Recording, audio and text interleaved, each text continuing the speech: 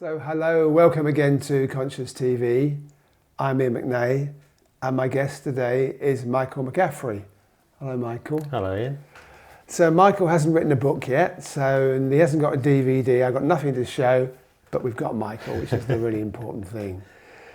So Michael, in some notes you gave me beforehand, you were talking about when you were young, you had this nagging doubt about life. So talk more about that. Yeah, it's hard to describe now, but it was very kind of prominent at the time. So I think just growing up, I was kind of looking around and I couldn't quite make sense of the world, and yet all the adults around me seemed to be making sense of the world. They seemed to have a grasp on things that I was struggling. The world seemed really kind of overwhelming and mysterious. I had a lot of very strange experiences as a kid that would kind of lend itself towards that mystery, and yet nobody around me in my immediate environment, family, friends, seemed to be tuned into that in any way. So there was a bit of a sort of a dissonance insofar as I would question whether or not I was somehow a little bit insane, perhaps. Was I missing something? I always felt slightly detached from my experience somewhat, because there was this sense that they had it and I didn't know what it was they had, and I didn't know what it was I didn't. So that stayed with me for certainly all through my childhood, but then into my teens I managed to remedy that to some degree by just sort of making more of an effort to fit in and play the role, I suppose, that I felt expected to play. I think by that point I had come to the conclusion that I had to sort of tailor some of those thoughts and ideas and feelings about the world in order to get by, otherwise I'd struggle. I remember being approached by a teacher at primary school. I was sitting in the corner of the playground kind of by myself, gazing off into the distance, and the teacher asked me what was wrong, and I said that I tried to communicate to her as best as I could that I was contemplating infinity. So I always had this sense of something grand, something bigger than this, something more than this, but I found that I didn't feel safe communicating that with people around me because they didn't seem to share that view. So when you say you had strange experiences as a kid, what kind of experiences were they? So for a period of a few years, I would have recurring night terrors, but they were in fact, they were the same dream effectively, and it would always be traveling through a tunnel of light that was getting progressively smaller, and I was moving towards a point of singular, very bright, very blinding light. And the point at which I'd always wake up in this sort of commotion, if you like, was the point at which I sort of hit that bright white light. And I'd had that dream over and over and over and over again. And since then, I've spoken to people that suggested I may have a memory of my birth. I don't know if that's the case or not, but it very much felt like that. And the sense of the tunnel I was traveling through was like I was moving from somewhere that felt very familiar to somewhere that felt very scary and unfamiliar. And that was the overriding feeling. That was something that happened, as I said, over the course of maybe 2 or 3 years, almost nightly.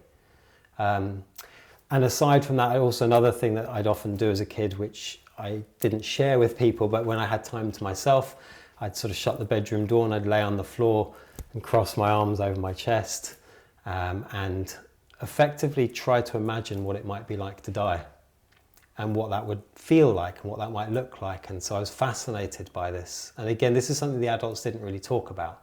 At that point, I hadn't experienced a death in the family or anything like that. So it was something I was really quite fascinated by as a small child. But again, as I grew older, I kind of learned that these things weren't necessarily like the most popular topics of conversation, and so that I ought to maybe sort of hold them down somewhat. And I did that, which actually in the long term caused more problems, I think, because I kind of suppressed this intuition I had or this curiosity I had, and that didn't bode too well as I got older.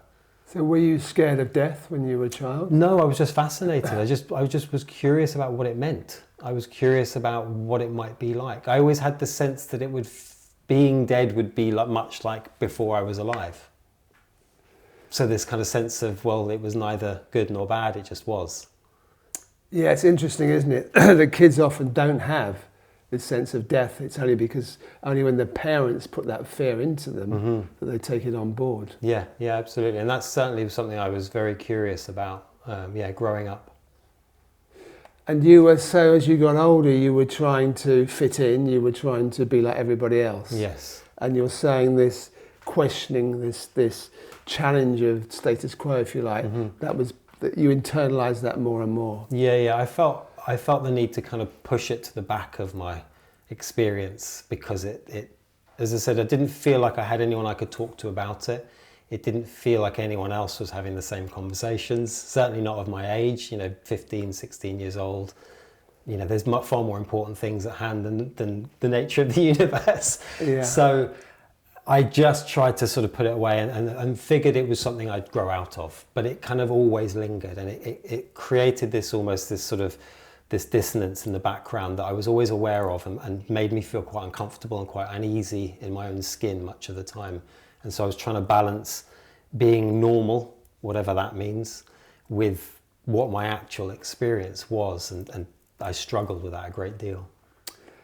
So I know you told me earlier also that you then started to get into drugs, first in a fairly minor way. Yeah, so one of the things I think actually that helped me as a teenager to sort of put these things to one side was I just started smoking weed recreationally. But I've quickly discovered that I certainly had an addictive tendency. And so that became less of a recreational thing and more of a pretty much day and night thing for the best part of 10 years, to be honest, into my early 20s, into about, mid-20s at least. And then I suppose it wore off insofar as, like anything, if you do something enough, it becomes second nature and it doesn't have the same effect as it did previously. So actually into my late 20s, which is quite strange, many of my friends sort of dabbled in harder recreational drugs in their early 20s and by their 30s had pretty much grown out of it. Whereas my interest peaked at about 29, and I suddenly found the world of recreational drugs and found that they gave me some respite as well. They sort of managed to push things down for me. But much like anything else, eventually I had to take more of them to have the same effect, and I had to take stronger drugs to have any effect at all. So within about 18 months, really, from going kind of to recreational party drug use, to pretty much addiction, in that I was using every single day. So I moved through all the kind of the standard party drugs and eventually found myself with a very serious crack habit, which was something I'd never foreseen. Wow, so you really got serious then, yeah. Yeah. I mean, I've always had a tendency to do things totally. I don't hold back. So, it seems I can apply that to anything, and I did that with my drug use as much as anything else. So where did that come from, that tendency to be total? Because I know, just jumping ahead a bit, that's what saved you in a way, your totality about. Was that something inherent that you got from your parents, or? I don't know. I'm quite, I don't know how to best describe it, but I'm very much an all or nothing kind of person, and I always have been. I've always been like, I'll just fully commit myself to what I'm doing. And if I don't fully commit myself to it, I end up not doing it at all. And I don't know where that's necessarily come from. I don't know if it's partly my personality, or I couldn't put my finger on exactly where that came from, but certainly if I sort of point my attention in the direction of something and there's that passion to do it, or there's a drive. In my case, it was the drive to mitigate the pain I was feeling. So that pain was so strong that I was willing to do pretty much whatever it took to reduce that pain. Therefore, if that meant taking an inhuman amount of drugs, then that, so be it. But how could you afford these drugs? You find a way. You find a way. It's not the most glamorous of lifestyles, but you certainly, you have friends, certain groups, you maybe have 2 or 3 groups that you'll move within to sort of suffice your habit. I mean, it becomes a matter of you have to make it happen. There's no 2 ways about it. So you end up becoming quite resourceful, let's say, in order to maintain these habits. But you were working at the time, were you? I was working. I mean, you could say I was functional to some degree as a drug addict. You must have been able to, if you can hold a job. Yeah, and I was Yeah, as far as I'm aware, I mean, in retrospect, it's always interesting to look back and see how much other people knew. But I wasn't fired from my job, so they obviously didn't suss that I wasn't in a great state. So yeah, I managed to hold down a job, which was helpful also, I suppose, if you want to look at it in those terms. So were you consciously aware of what you were doing at the time with pushing something down, or was it just something you were doing automatically in a way? Both. I was aware, I was in a great deal of pain. I'd suffered sort of a difficult childhood growing up, obviously with what I've explained to you, but beyond that, my parents were divorced when I was 8 years old, and it was quite a difficult divorce. I had a brother who was 6, who I sort of took responsibility for to try and sort of shield him from much of the difficulty in the household and what was going on in the family. And it was very messy, and actually in the early 80s, divorce wasn't quite as common as it is nowadays. So I was one of the few people in my year at school whose parents were divorced at that age. So it was a lot to contend with. Difficulty fitting as a teenager, always feeling much like an outsider. That carried on into my 20s. There was this sort of sense of sadness, this sense of grief, this sense of not quite feeling. I always described it as like I felt as I was constantly on the outside of an inside joke, and everybody else was in this joke, and I didn't quite get it, and it sort of really kind of gnawed at me for up until my early 30s effectively. And I found that at least when I took drugs, I could forget that pain for the duration. But of course, you have to come down. And at the end of it, you still have to come back to the life you have. You still have to come back to all this stuff that you're trying to avoid, which then creates this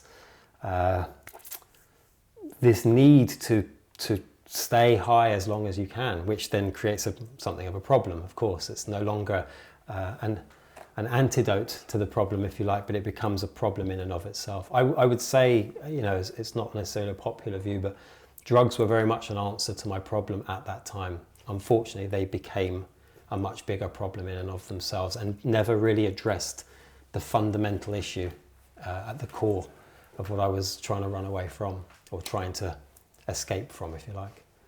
So there was 2 significant things that happened. Mm-hmm. Do you want to talk about those? Yeah, so, I suppose the first of which was really just after I think it was about a year, between a year and 18 months of using crack every single day. And pretty much from morning till night, bar my time at work. I woke up one morning and I just had this really strong voice. I don't know what it was exactly, but it was really kind of like a stark insight that I never had foreseen my life going that way. Who does? Nobody aims at being a crackhead by 30. It's not something that, and yet there I was. And there was a sort of an understanding that I was at a crossroads, that if I continued with that level of commitment and enthusiasm with using, I would end up dead, probably within a year. And I didn't want that to happen, really. Deep down, I didn't want that to happen. As much pain as I was in, I wanted to kind of find a way through it. I suppose I realized in that moment that it didn't work. It wasn't working. Fundamentally, it wasn't working because the pain was still there. So I needed another avenue. And my next thought, quite literally, was maybe you should learn how to meditate. And of course, this was in 2010, when meditation wasn't quite as big as it is now in terms of mainstream. It was still relatively, people often looked at me like I was crazy when I told them that I did meditate. So I literally got online that afternoon and I started to Google local places where I could learn, and there was one just up the road from me in London. I went to like a sort of an introductory talk about it later that week, and I basically made the decision there and then. I say I made the decision happened. I just suddenly thought, I'm not going to do it again, and I didn't, and I haven't touched crack since. It's easy to say retrospectively I made a choice. I don't really honestly feel like I did.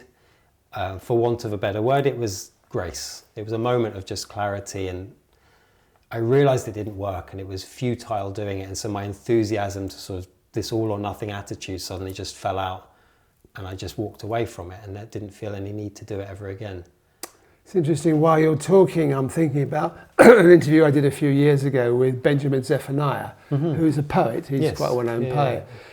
And he told a similar story insofar as he was living in Birmingham, and he was dealing in drugs. And he was getting more and more involved, and he had a gun. He would sleep with a gun underneath his pillow at night.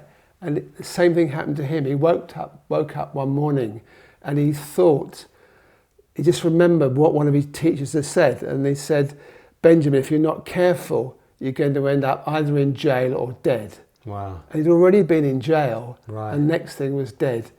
And he did the same as you. That morning, he left everything. He drove to London and started a complete new life. And it always fascinates me if people that do that, there is, as you mentioned earlier, a totality about whatever they do it pretty totally, whereas seemingly good or bad. And I'm just thinking again, there's we have a doctor friend, and she's always said that the people who are the biggest pain in the arse, the ones that do the most research, they've got the best chance of recovery. Right. Because they're the most focused, they're the most determined. This determination is so important. Yeah. So yeah, that's really interesting. That's interesting because I transferred that determination, if you like, from that into practice, into meditation. And ultimately, I became somewhat obsessed with the idea of enlightenment off the back of that very quickly. so another obsession. Of course, yeah. And it was actually down the line I realized that I hadn't dropped the addiction as such, but it just shifted focus, and I had a new object of addiction, which is arguably less damaging, though that's debatable. Being infatuated and obsessed with an idea of something can be equally as detrimental in very different ways. And I sort of came to discover that myself, in my own journey. So yeah, I picked up meditation. I was practicing every single day, twice a day.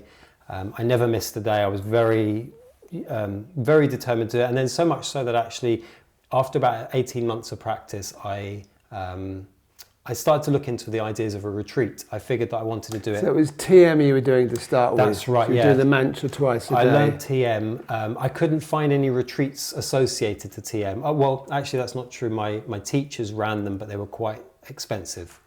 And I didn't have a lot of money at that time. So I actually Googled and I found a Zen retreat. But you see, hang on, because Of course, yeah.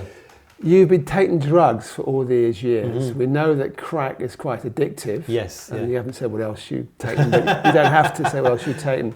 But surely your body is then going through a whole withdrawal thing chemically. So there's no, as far as my experience went, there was no physical withdrawal from crack. There is from opioids and things like that, but from crack I didn't have any withdrawal symptoms at all. It took a little bit of time to heal because it damages your body physically. Blisters and stuff on your hands and around your mouth and various things. This took a little bit of time to heal, but there was no physical craving for it at all, which I was very lucky not to experience. The transition felt very clean cut for me in many respects. So I managed to sort of step away from it without having to go through any kind of physical difficulty beyond that. And actually just watch a slow healing process begin to happen in my body, and my colour came back. I began to put on a bit more weight. I looked a bit more like the person I recognised in the mirror rather than this sort of gaunt, skinny, grey looking individual I'd become after using for so long. And did your childhood questions come back again, the challenge to the status quo? Actually, no, not immediately. They came about. So the Zen retreat I subsequently signed up for was focused on a koan, which was who am I? And this kind of, as soon as I read that in the description, I was hooked. Suddenly was like, that took me back. Effectively, I realized that was the question I'd always been asking myself as a kid, that I'd never been able to verbalize. There was a sense of who am I really? And so as soon as I saw that, I signed up immediately. It was 6 days in North Yorkshire with a sort of Western Chan Fellowship, so it's Chinese Zen that is there. But it's very much been, the way they work, it's been developed so as to work with the Western mind, which I really appreciate as well. There's certain degrees of tradition which I wasn't familiar with, you know, chanting and prayers and stuff like this, which I was very happy to just thrust myself into because I kind of trusted that the process would be of benefit. And so again, when we arrived, I was given the question, and you work in a very specific way, you know, through communication, dialogue, and then intermittent silence, long periods of silence and work throughout the day. And I really went deep into this question of who am I? And I just lived with the question every moment of every day. And effectively, funnily enough, the moment kind of something dawned on me, or the penny dropped, if you like, the first sort of major experience I'd had was around a practice that I deeply didn't want to do. So I was quite okay with the sort of reverent sitting, and you know, I was one of those guys that would deliberately sit through the breaks in between, because I figured if I sat longer I'd get it. And I really regretted it at the end of every night. My knees would hurt and I'd kind of beat myself up at, why are you doing this? What are you doing? But there was this kind of drive to just keep going. And anyway, it came to sort of the penultimate evening, and the teachers came and the assistants came, and they'd sort of shut all the doors, which I thought was rather ominous. We were kind of locked in, and I wasn't sure what was going to happen, and there was a speaker. And it turns out we were going to do a dynamic Osho meditation, a dancing meditation, which was like my idea of hell. I immediately was like, oh God, I don't want to do this. And I did it. I sort of thrust myself into it. I had no escape, so I figured just do it. And I did it. And it works in 4 stages. So you shake for 15 minutes, you dance for 15 minutes, you sit for 15, and then you lay down for 15 minutes. There's music accompanying the whole movement, and you can express yourself as fully as you want to throughout the dancing period. And when it came to the sitting, I remember very vividly just sitting down and this music kicking in, and I observed this deep sadness just arise, but there was a sense of, there was a lack of identification with the sadness. I don't know what I was even sad about. There was just this really profound sadness that rose, that I watched arise and then dissipate. And I just watched the whole movement of it. And I just cried my eyes out throughout. And somehow in that moment, something clicked for me. That was sort of the first major cog that fell into place, if you like, as I kind of observed this emotion without any narrative, no story of why, certainly no poor me feeling so sad at my life. And this was the sort of thing that I'd carried with me a great deal of my life, and suddenly I just watched this sort of deep sadness come and go. And I remember then going in to try to explain this to my teacher at the time, who was running the retreat, who actually was wonderful, because I was profoundly blissed out. I was in this other, you know, I'd sort of transcended everything at this moment. I'm tears streaming down my face, and I remember sort of trying to explain, you know, that I'm consciousness, I'm awareness, you know, all these kind of grandiose words, and he just sort of sat and, you know, kind of gave me the space to share it, and then went, okay, that sounds good. Now what? And somehow that now what was even more profound than the experience itself, because it grounded me again. It brought me back down to like, oh, I've still got to keep going. It's not like I've arrived, if you like. There's more to do. And it always reminds me of that Suzuki Roshi quote of, we are perfect as we are, and yet we could do with some improvement. So there was this sudden kind of realization that life goes on, and I need to, how do I integrate this? Because I can't stay on cloud 9. I couldn't function in that space. I had to come back down to earth. So that was a really beautiful moment of just grounding me, and the skill of the teacher to know to do that in that moment, because I would have just floated off otherwise. Yeah. It's interesting, isn't it, that there was you and the sadness, and afterwards there was this almost euphoria. There was and of course, where is the euphoria? Because it's not you, is it? It's aligned with the sadness more, because you know that you had this euphoric feeling in you. Yeah, absolutely. But that's a big clue to get, isn't it? To be able to watch and know you are not the emotion, you are not the feeling, you are not the thought. Yeah. Yeah, so that was for me is a really, that's a turning point, certainly. Yeah. At the end of that week, I actually weirdly decided, because this is not something I'd ever entertained, that I would go to India to see if I could sort of crystallize this experience, effectively transcend and live in this state of euphoria. And I figured India would be the place to do it, because of course that's what I've read, right? India would be the place to go. So I got home that week and I booked my ticket for 6 months' time and worked in order to pay off the ticket. And then I went with no real plan other than I'd spend a week in Nepal, and then I'd go to India and do all the retreats and ashrams and all the things you're meant to do. And that was all planned. But Nepal was kind of like, I'll just pop by because it's nearby. And I didn't think anything of it. And actually I ended up staying for 3 months in Nepal. Yeah. So again, my plans were unimportant. There was clearly something else guiding this whole process that I was not in charge of. So I figured I'd stay with it. You were in a monastery in Nepal. That's right. So I spent a bit of time traveling, and then I found myself go to Kopan Monastery, which is just north of Kathmandu, just on the outskirts. It's a beautiful monastery, sort of nestled in the mountain. And I basically... So how does it work when you haven't booked anything? You walk to the monastery, you knock at the door, Yeah. you say, hello, I'm Michael, can I check it all out? How does it all work? Yeah, so they invite Westerners and people to come and stay. And it's very affordable. I mean, Nepal in itself is very affordable, but staying in the monastery even more so. And you get your 2 meals a day. So you usually have breakfast and lunch and then nothing in the evening. And there's a room in which you can practice, and there's, you can explore the grounds. Excuse me. So I basically went in and did that. And then they announced they were going to be running a 2-week course as well into sort of Tibetan Buddhism. So this was another aspect of Buddhism I had no understanding of, no real familiarity with. So I figured I'd do it. And so I did that. And then I met lots of really cool people there who were staying a bit longer. So it kind of 1 week bled into another. And before I knew it, I'd been there just shy of 3 months. And what was really interesting in that experience was that I rediscovered that part of myself as a teenager that was quite rebellious and quite anti-authority and really pushed back against rules and regulations. So towards the end of that period, I was kind of bunking out the gate and walking down to the town, and I'd prefer to sit in the town and drink tea or chai with the locals rather than be up meditating. There's a degree of which I sort of shunned that at that point. After 3 months, it kind of brought back that, I really noticed that sort of teenage side of myself arise, that really kind of rebellious and anti-authority part of myself.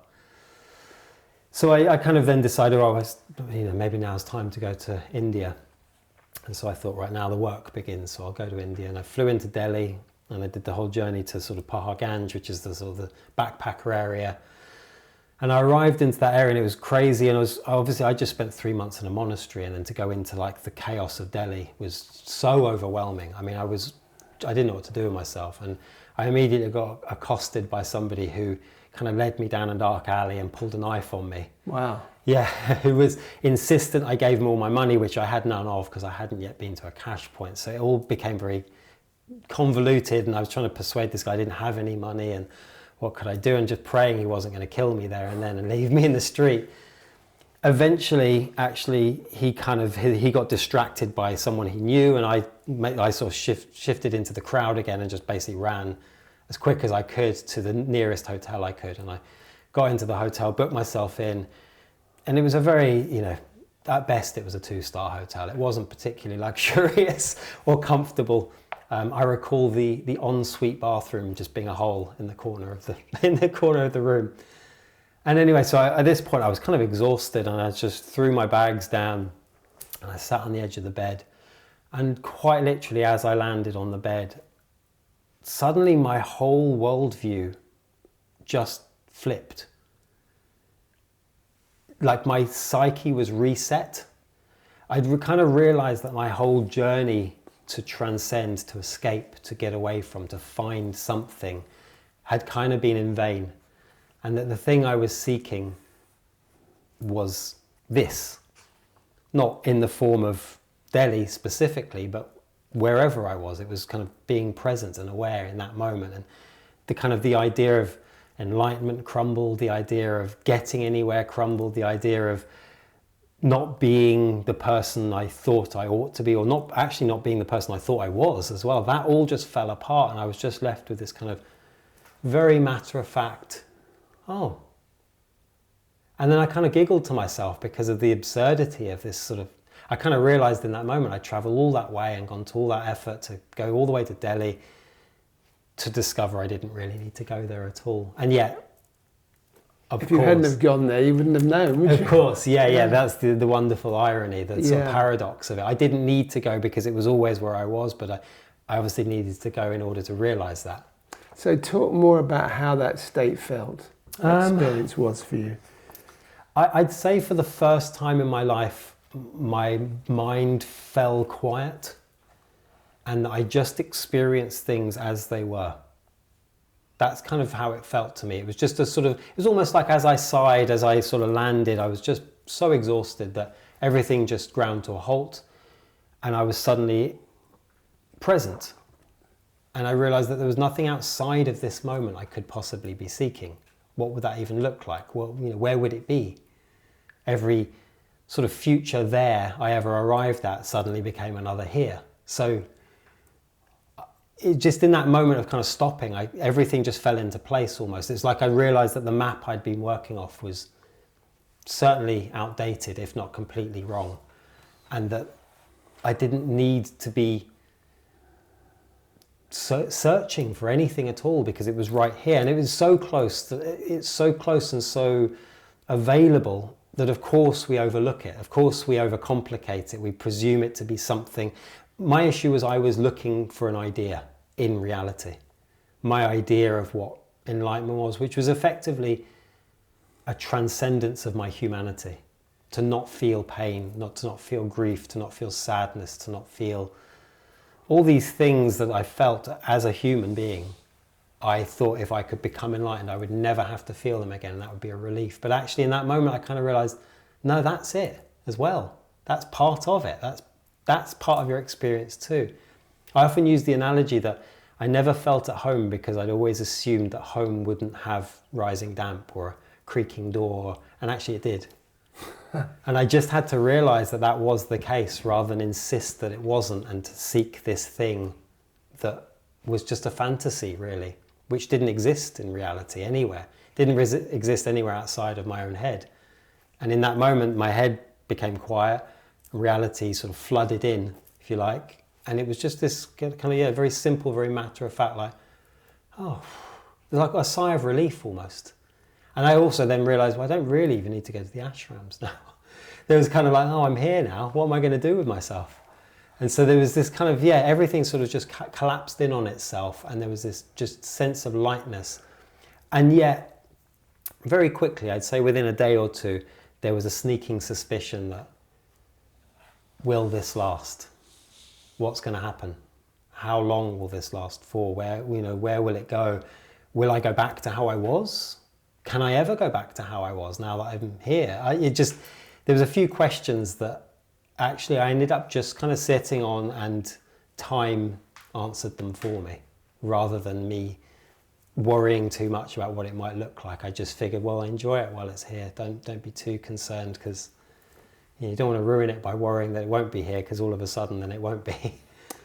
And there are a lot of people that this happens to, Mm-hmm. and it goes after a time. Mm-hmm. They have a period of weeks or months or even a couple of years, and Mm-hmm. it goes, and they're back in their personality and with all the doubts and fears and everything else. But for you, it stayed.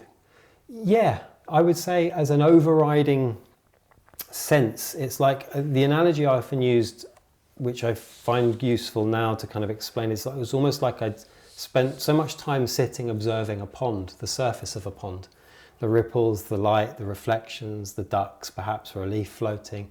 And then in a moment, I suddenly saw that there was fish underneath the surface and there was things growing underneath and there was rocks and there was a depth that I'd never noticed.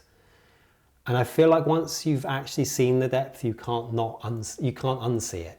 You may become focused on the surface again, but you'll always know the depth is there. It's just a case of potentially practice or, sort of, I suppose, doing some kind of reminding that it's there, because it's very easy to fall back into the habits of life. I mean, I came back to London. I spent about a month then in India instead of the 3 months I'd intended to stay. And I didn't speak to anyone about it for about 9 months, which is a wonderfully ironic amount of time, sort of a typical gestation period. I didn't say a word to anybody, but people were noticing. Especially my very close friends noticed there was something very different about me. I wasn't carrying myself with the same like heaviness, and I wasn't weighed down by the weight of all these questions that I had and all this sort of internal conflict that was going on. There was a sense of ease and a sense of peace about me that they'd never seen and that I'd never really experienced, but that by that point I was just kind of just go with it. And after 9 months I figured, all right, maybe now it's safe to say something. So I actually spoke to a friend who I know had had a similar type of experience years earlier, and she helped me to just kind of to understand it, to put it in some context, and just sort of reassured me about a few of the the sort of things I wasn't quite sure about, and she sort of helped me out in that sense. And then from then on, what I would say is, and I think this is one of the things that people get potentially confused about, that it never, and it doesn't feel as though that moment of awakening, if you like, is a final moment. There's nothing final about it. And so, as life goes on, now what? And so for me, it's become sort of a journey almost to bridge the gap between the kind of the personality and the ego self, if you like, and this transcendent self, towards this kind of being a whole human again, which I don't know I could have ever done before. I don't know if I ever could have done that work from that space of being solely identified with all my pain and all my trauma and all my difficulties, but somehow having a little bit of space, a little bit of distance allowed me to retread those steps and go into some of this sort of shadow work of kind of, I suppose, bringing everything together. The parts of myself I'd split from and denied, and kind of how can I bring that in to be more me, if you like, rather than this sort of fractured person that I was before. So just to keep the story in sequence briefly, Course, you went back to London and then you started to go to non-duality events, but you didn't feel that connected there, did you? That's right. So I reached out to a couple of people that were in that scene. I can't remember what I Googled to sort of find someone that might be able to talk to me about this. And I actually stumbled across a chap called Mike Jenkins and another guy called Nick Hyam, who ran non-duality radio or some sort of podcast that he was very good friends with Jeff Foster, actually.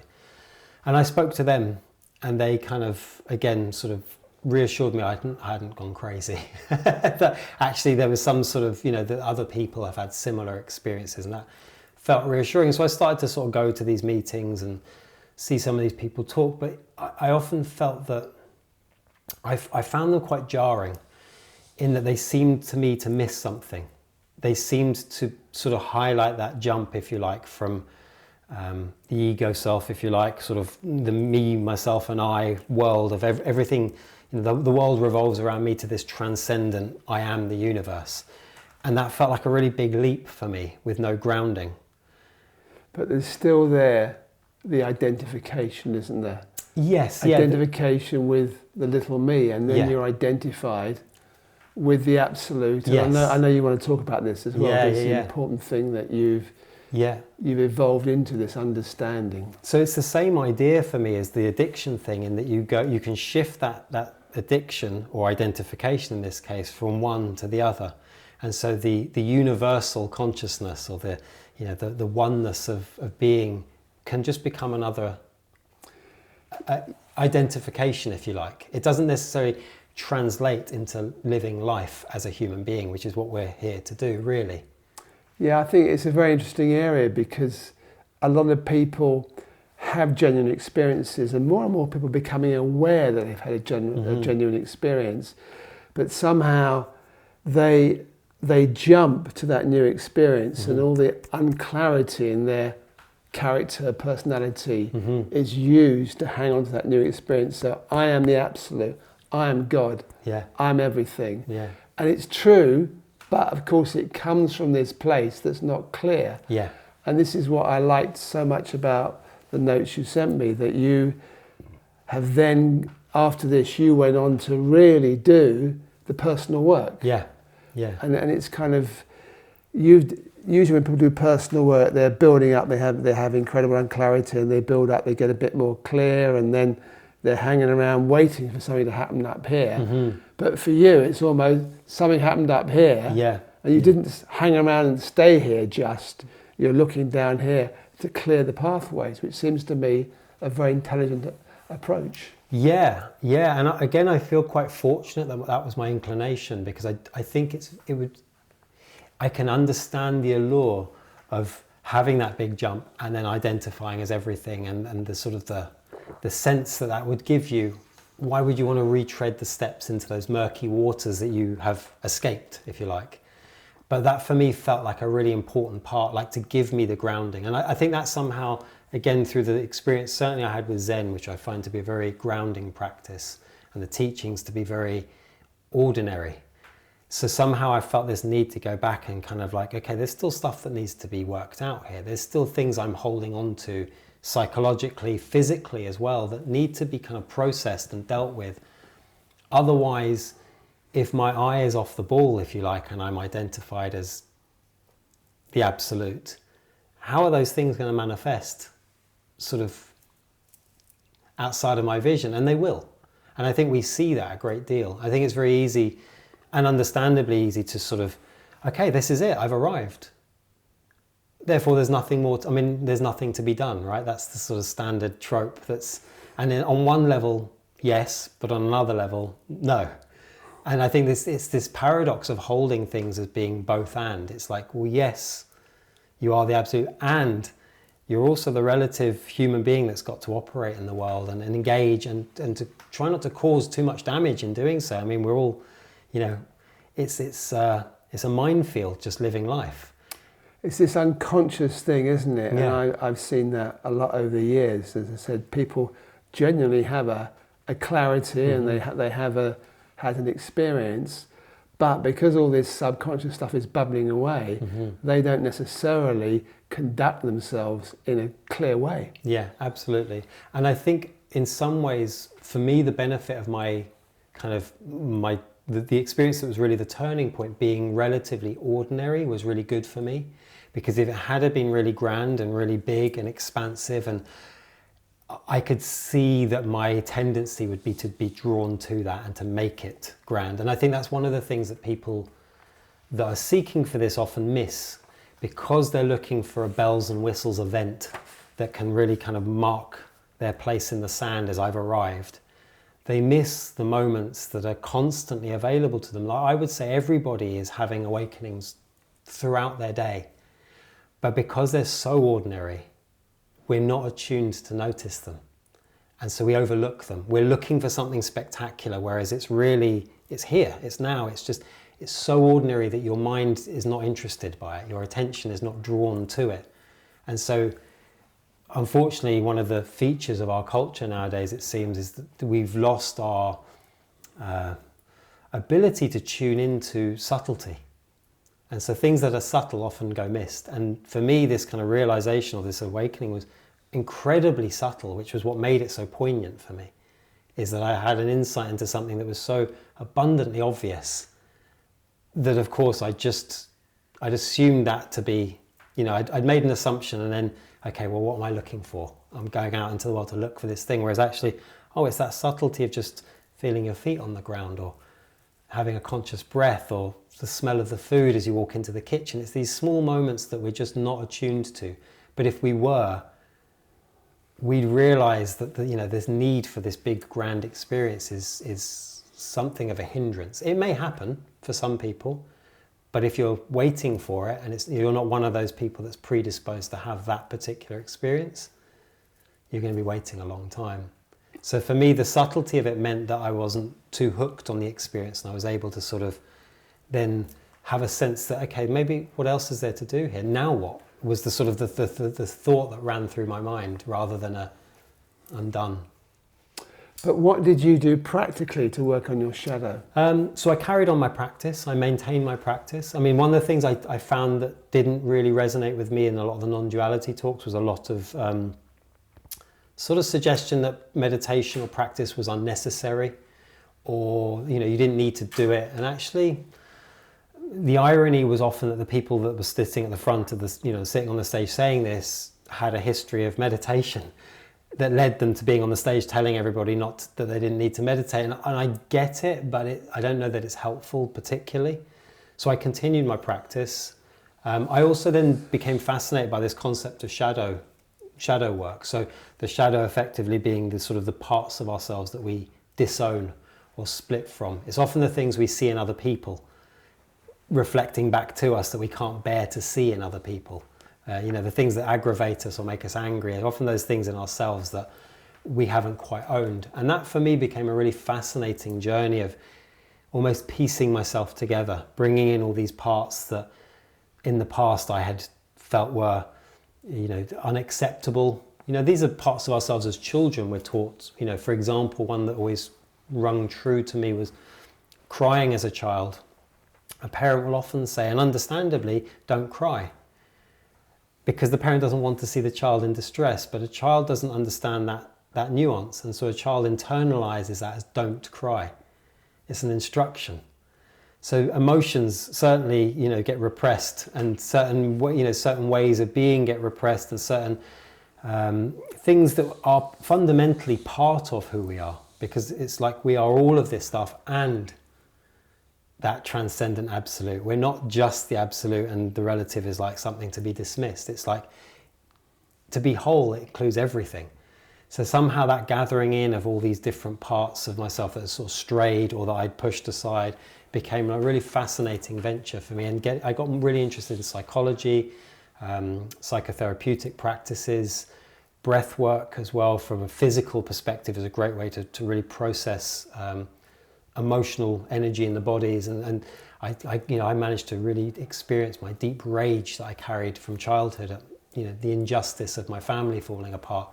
And there's something freeing in actually being able to relive that experience and then let it go, and to move through life then with that sense of you're not carrying that with you any longer. Yeah, I find the whole thing, which you just touched on, it's kind of people talking about the wholeness and they are everything. And thought came into my head, the whole thing on social media. And I'm on Facebook. I don't do too much on there myself, but every morning for a few minutes I check the feed and see what people are saying. And I've got a lot of people who are my Facebook friends, some I know, some I don't know, and a lot of them are spiritual teachers or certainly interested in that world. And I see these things at the moment, it's mainly Trump bashing. And it's just horrendous things they're saying about Trump, and it may or may not be true, probably is true to some extent. But I think, well, if they really believe we're all one, then Trump is part of them. And not to say, as I said, it's not to say necessarily it's right what he's doing or saying somewhere.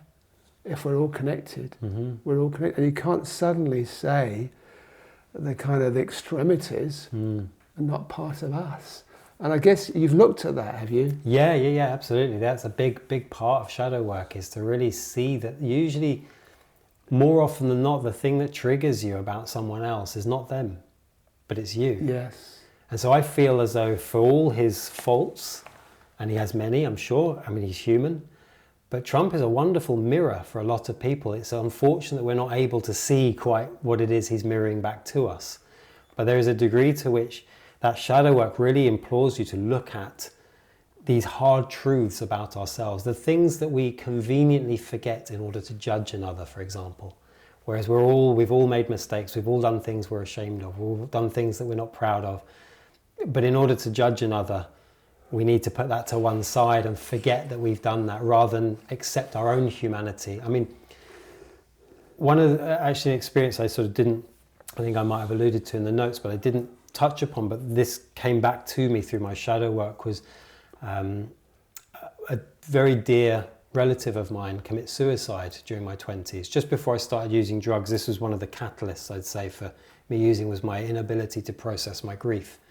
because growing up he was a wonderful like mentor to me, and he commits suicide. And I remember there was something kind of arose out of that, which was that this man who was so kind, so gentle, so I remember him with this beaming smile, he had this radiance about him, could commit suicide.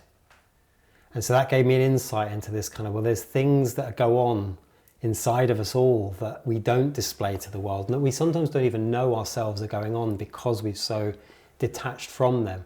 And that really gave me kind of a sense of these things that go on in the shadows, if you like, and my own curiosity about what lurks in the shadows for me. And I'm still doing that work. I'm still discovering, you know, my partner is wonderful for me in terms of reflecting back to me the things that I find hardest to accept about myself. And that's what relationship is. That's why we exist in relationship. I often feel like to go and sit in a cave and to become enlightened is one thing, but to be in a relationship with, you know, someone you love is an entirely different practice, and arguably far more profound a practice, because it's much more challenging. And I think that, you know, she's one of my greatest teachers right now. I learn so much from my reactions to the little things she does, and I'm curious about learning and sort of ironing those things out. I'm under no illusions either that as a human being we never become perfect in that sense. We are always part of what makes us so unique are our imperfections, and I have no intention of getting rid of those. The more damaging ones, hopefully I can iron out, but for the most part I think we are wonderfully flawed, and that's what makes us so incredible.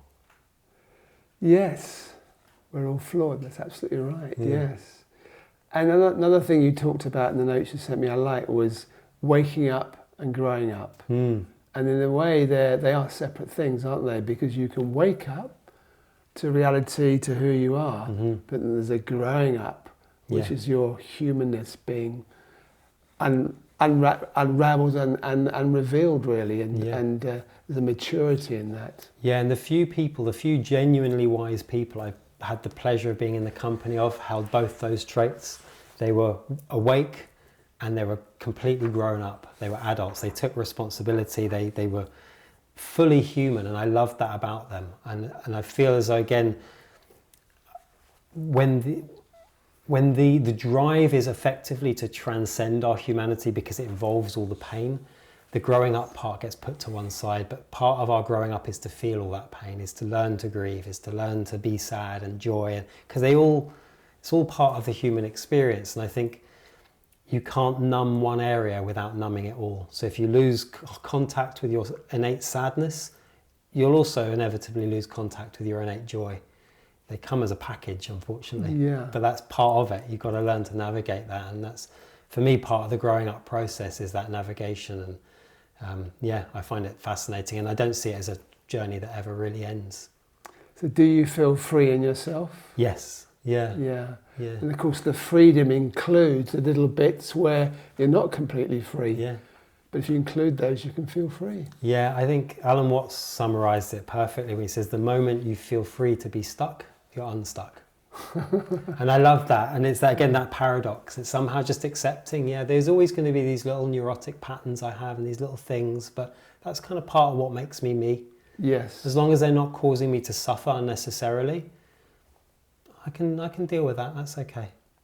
So we've got a few minutes left, Michael. Why don't you just talk about the work you're doing these days? Yeah, sure. I do a lot of this breath work with people. I find the breath is an incredible avenue to healing, and one of the benefits of it. I mean, I'm still an advocate of meditation. I still teach meditation. I guide meditations, but I understand that meditation, for the most part, requires a degree of investment of time and effort on the practitioner, and unfortunately we don't live in a time where most people are willing to invest that, no matter how bad their situation might be. Often people are in a bad way and I'll recommend a meditative practice, and it's like, well, it's like they'd rather try everything else. That's a last resort at best. But breath work is actually a very quick and very immediate experience into this release that can happen. And one of the experiences of physical cathartic release, emotional release, but also people often report at the end of a 45-minute, hour-long breathwork session is this sense of deep calm and connection with oneself. So they get an insight into that really sort of that sense of stillness within themselves, that they, as a culture of doers, if you like, they can do themselves into that state by breathing. So you can do yourself into a state of being very quickly. So I find that really, really effective. And I've worked with people who have come in like a bundle of tension and holding on to all this stuff. And by the end of sort of 6 to 10 sessions working with them, and I include some talking and sort of a therapeutic angle, if you like, where we kind of explore some of what's going on for them. But then the breathing in and of itself is so powerful, and I've seen so much transformation in people. So I work with a lot of people one-to-one in that capacity. I do work with mindfulness and meditation also. I offer meditation and mindfulness in workspaces and through sports teams, and I'm trying to get it out into the mainstream. So hopefully it kind of has this sort of drip effect and get its way out there, because I feel as though the more of us could have access to this stuff, the better, certainly. And whether it's a shortcut to waking up or growing up, either way, we could all do with a bit of that. So that's my kind of goal, is to offer as much as I can of the practices that I've found really useful and profound in my own experience and life. I think the most important thing is you're happy and you enjoy your life. Yeah. I'm so grateful to be able to say that at this point. After everything I've been through, I'm really... You've had a real journey, haven't you? And Yeah. it's, I still think it's this thing of totality, and you find that you read these stories of people that are hugely successful in the world, and they've got to this stage where they're very wealthy, they've got everything they want, and their totality has taken them there, but because they're still intelligent, they're looking at a much more spiritual approach, and that's happening more and more, I think. And it is that, because somehow you have to get to the end of one road before you realise that not only does another road exist, but that road isn't going to take you any further. Yeah, and something about the journey, I mean, for all I've been through, I wouldn't change a single thing. Yeah. It was all integral, and it still is. Everything, every choice, every decision, every turn I take plays a part in some destiny that I don't know, and I won't know until I get there. Yeah. Wonderful. Thank Okay, you. Michael, thanks for coming along My to pleasure. chat with us here. And thank you everyone for watching Conscious TV, and I hope we see you again soon. Goodbye.